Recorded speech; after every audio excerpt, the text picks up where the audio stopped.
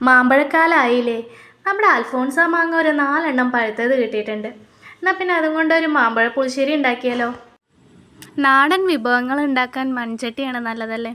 അപ്പോൾ മൺചട്ടി നമുക്ക് ചൂടാക്കാൻ വയ്ക്കാം. ചൂടായതിന് ശേഷം ഒരു ഗ്ലാസ് വെള്ളം ഒഴിക്കാം അതിലേക്ക്. എന്നിട്ട് അതിലോട്ട് 2 പച്ചമുളക് കീറിയിടാം. പിന്നെ ഒരു സ്പൂണ് മുളക് പൊടിയും 1/4 സ്പൂണും മഞ്ഞൾപ്പൊടിയും ചേർത്ത് 1 തണ്ട് കറിവേപ്പിലയും അതിലേക്ക് ചേർത്ത് നമ്മൾ തൊലി കളഞ്ഞ് വെച്ചിരിക്കുന്ന മാങ്ങ അതിലേക്ക് ഇട്ട് കൊടുക്കുക.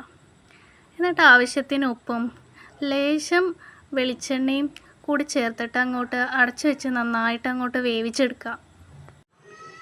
നമ്മൾ എടുത്തിരിക്കുന്ന മാങ്ങ അത്യാവശ്യം നല്ല മധുരമുള്ളത് കൊണ്ട് ചെറിയൊരു കഷ്ണം ശർക്കര മാത്രമേ ചേർത്തുള്ളൂ. പാകത്തിനുള്ള മധുരം അതിൽ തന്നെ ഉണ്ടാവും.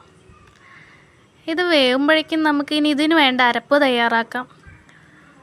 അതിനായിട്ട് ഒരു പകുതി മുറി തേങ്ങയും അതിലേക്ക് ലേശം ജീരകവും ചേർത്തിട്ട് നല്ല കുഴമ്പ് രൂപത്തിൽ അങ്ങോട്ട് അരച്ചെടുക്കാം. അങ്ങനെ നമ്മൾ അതിൻ്റെ അരപ്പ് റെഡിയാക്കി എടുത്തിട്ടുണ്ട്. അപ്പോഴേക്കും മാമ്പഴം നന്നായിട്ട് വെന്ത് ഉടഞ്ഞ് വന്നിട്ടുണ്ട്. അതിലേക്ക് നമ്മൾ അരച്ച് വെച്ചിരിക്കുന്ന തേങ്ങ ചേർത്ത് നന്നായിട്ട് മിക്സ് ചെയ്തെടുക്കണം. എന്നിട്ട് അതിലേക്ക് നമ്മൾ ലാസ്റ്റ് ഇൻഗ്രീഡിയൻ്റായ തൈര് കൂടെ ചേർത്ത് കൊടുക്കാം. തൈര് ചേർത്തതിന് ശേഷം അധികം തിളപ്പിക്കേണ്ടതില്ല, ചെറുതായിട്ടൊന്ന് ചൂടാക്കിയാൽ മതി. ഇനി നമുക്കത് കടുക് വറുക്കാം. അതിനായിട്ട് ഒരു പാൻ എടുത്ത് അതിലേക്ക് 1 സ്പൂണ് നെയ്യ് ചേർത്തിട്ട് ചൂടായി വരുമ്പോഴേക്കും നമുക്ക് 1 ടീസ്പൂൺ ഉലുവയും 1 ടീസ്പൂൺ കടുക് ഇട്ടിട്ട് പൊട്ടിച്ചെടുക്കാം.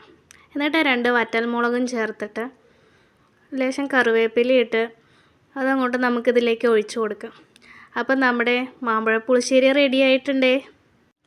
നമ്മുടെ മാമ്പഴ പുളിശ്ശേരിയിൽ മധുരം ഉണ്ടായിരിക്കണം, അതുപോലെ തന്നെ ഉപ്പും പുളിപ്പും എരിവും കയ്പ്പ് ചവർപ്പ് എന്നിങ്ങനെയുള്ള 6 രസങ്ങൾ കൂടിച്ചേർന്ന് വരുന്ന ഒരു കറി.